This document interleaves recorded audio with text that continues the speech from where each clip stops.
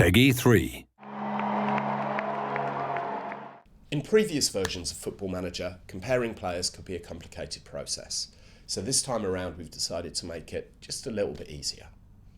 When comparing players, it's now really easy to check the differences between their attributes. We've added a bar that illustrates just how much better one player is compared to another in specific areas. For example, if one player has a finishing stat of 7 while the other's is 15, then the bar will clearly show that the second player is a much better finisher than the first. In other words, it's now immediately obvious where an individual player's strengths and weaknesses lie. It's also possible now to see how players compare in the key attributes for the role they're required to perform.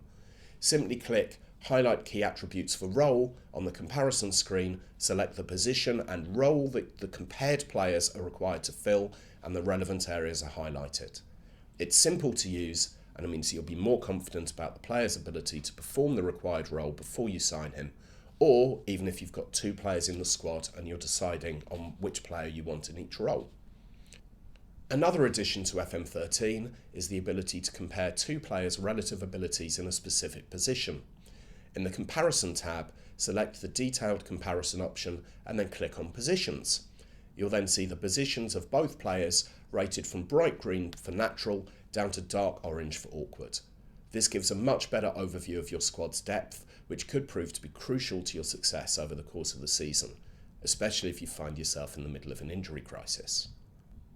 But it's not just about the players. For the first time in the series, you can also compare staff, which should prove to be a big help as you assemble your backroom team.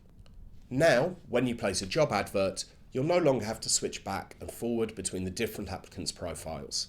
Instead, you can now directly compare their attributes as you would for 2 players.